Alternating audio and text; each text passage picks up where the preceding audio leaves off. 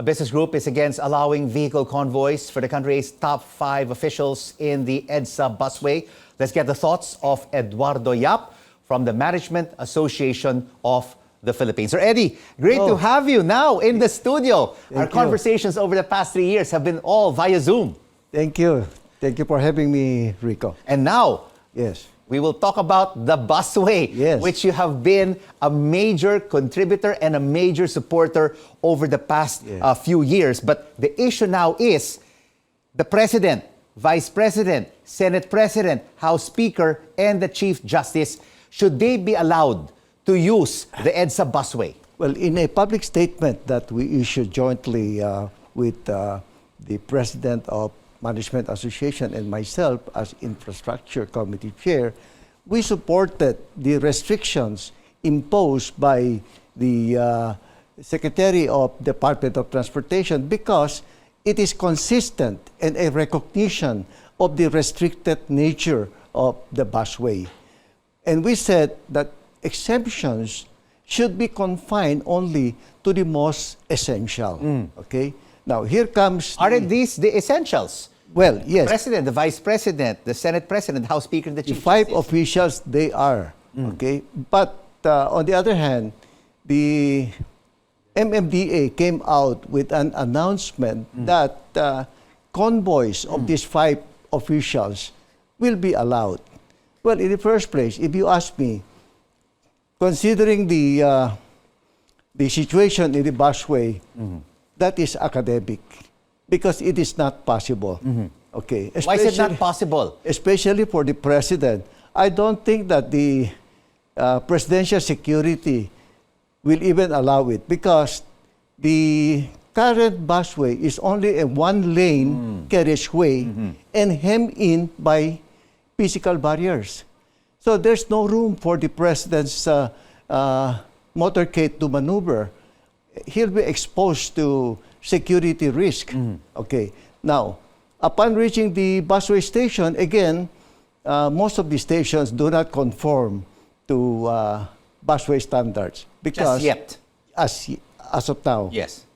the standard calls for 2 full lanes at the station. One for docking of local service buses and the other lane for bypass. If you look at the stations now in EDSA, you will see that the lane for docking of local buses were taken from median instead of devoting 2 full lanes for the station. So that's what we've been trying to push because as of now, if you look at EDSA, it's a 5-lane thoroughfare in each direction.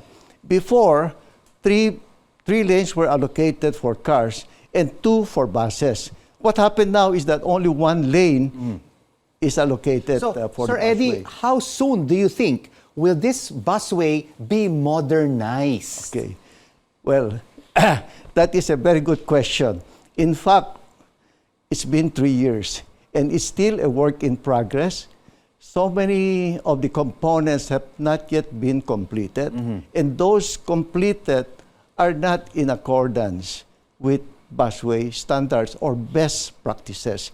That is why we push for privatization. So, you say best practices. This is based on which best practices of which countries and which busways? Globally accepted. The beauty with busways and BRT is that there are global standards.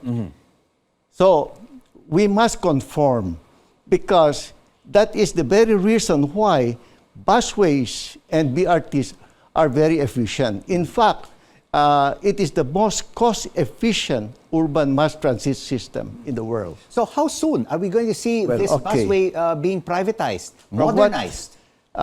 We are very encouraged because Secretary Bautista wants the busway to be brought up to global standards. Okay? So that is consistent. We believe that that's possible only when it's in the hands of a private concessionaire. And from what we gathered is that one conglomerate already submitted an unsolicited proposal. So it's there with them now for evaluation. Now, I personally, I would prefer that the evaluation be done expeditiously. And following the PPP law, a original proponent status may be issued to the proponent of the unsolicited proposal. Because if we're going to wait for the tedious process to go through, it's going to take a long time. And when you say a long time, how long will it take? Another 1, 2, 3 years? In the first place, the terms of reference is still being prepared. Once it's done, I think it should take about 3 months. After that, then you're looking at another 3 to 6 months. So we can't wait that long. Can't wait that long. The commuters cannot wait that long. The commuters deserve a better deal. So if this unsolicited offer is accepted by the government, how long will it take them to modernize this whole stretch of EDSA? Sir Eddie? We were fortunate to be presented with their proposals, the highlights. And there are timelines for accomplishment. In fact, we said that there should be no fare increase during the first 3 months, the first 3 years, when it is turned over to the concessionaire. The concessionaire must prove their worth. And during those 3 years, there should be no fare increase. And we're confident that they can do it. Because this company has a track record in public infrastructure. So I would encourage the DOTR or the NEDA to issue the OPS, original proponent status, to get the ball rolling. And then the TOR that will be prepared by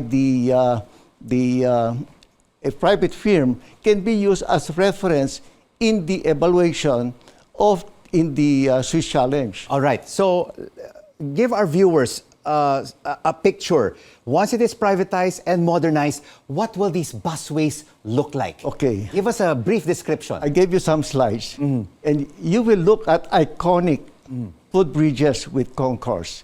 Okay? But there's a problem. As always, Rico. These new footbridges should have been already constructed because I got a commitment from SM who committed to build 2 modern footbridges and with concourse. But they're concourse footbridges with escalators and elevators. Not steep staircases. Right. Okay. They have to be user friendly. In fact, and PWD friendly. Yes, exactly. There should be elevators at both ends of the footbridges and at the center, okay, to get down to the platform. So this is the kind of footbridges that we should expect, okay, from the concessionaire and from the donor. Unfortunately, Rico, these donations are mired in bureaucracy.